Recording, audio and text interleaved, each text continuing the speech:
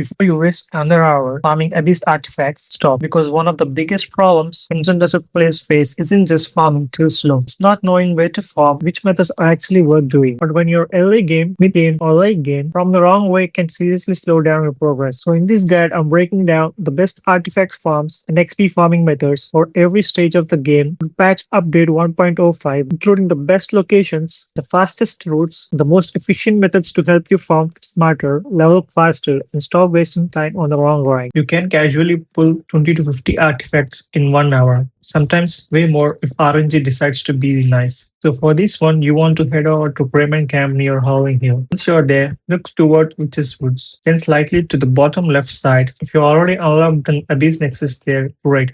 Just travel straight to it. If not, no problem. Just mark the area on your map, teleport as closely as possible, and walk the rest of the way. Once you arrive, you're going to notice this large area full of NPCs. You can farm this entire area for Abyss artifacts. Basically, your goal here is simple. Pull out your lantern and scan everyone. You're just checking pockets. Each NPC can carry one of these three things. They can carry a pouch, a key, or an Abyss artifact. Now this is the important part. You only want the Abyss artifact once you know what the artifact looks like. This gets way faster. And before you even try this, make sure you're wearing your thief's mask.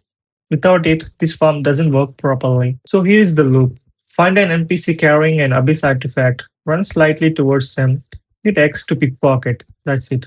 Now sometimes RNG trolls you. You steal something else instead. If that happens, don't panic. Just run outside the red detection zone. Keep your camera on the NPC so they don't despawn. Then come right back and try again. That little trick makes this farm way more consistent. And if you just throw out some music, you can pull out around 10 to 15 artifacts an hour.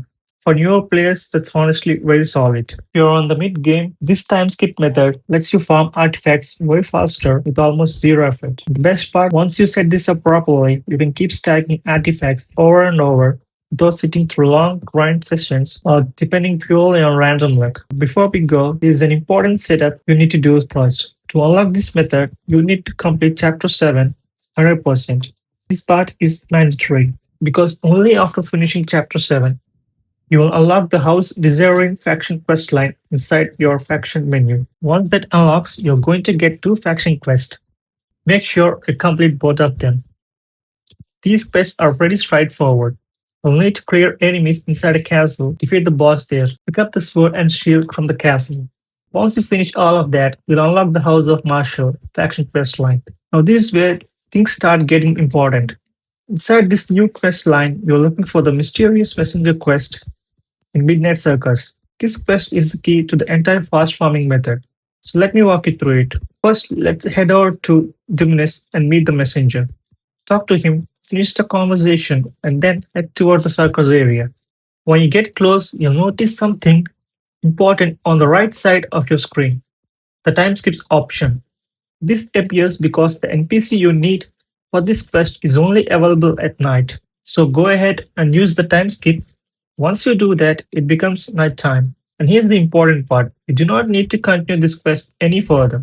That's it. The only reason we're doing this is to unlock early access to the time skip future near the circus. Once you have done that, the setup is basically done. Now we move to the real farming. Next, head out the Timeworn Ruins in Crimson Desert. When you arrive, you'll find a bunch of enemies there. Your job is simple. Clear all of them. You'll need to fully complete this ruin first because this unlocks it properly for dispatching farm. Once the ruin is cleared, go back to your camp. At camp, talk to Rose and open the mission dispatch. From here, select Timeworn Ruins and dispatch your comrades. Normally, this mission takes around 3 in-game days to finish, and waiting that long every time would obviously be slow. This is where the time skip method completely changes everything. So here's the loop. Fast travel to Dimnus City, go near the circus, use the time skip option to turn it into night. Then immediately fast travel back to your camp. Once you're back, rest until morning. And after that, repeat.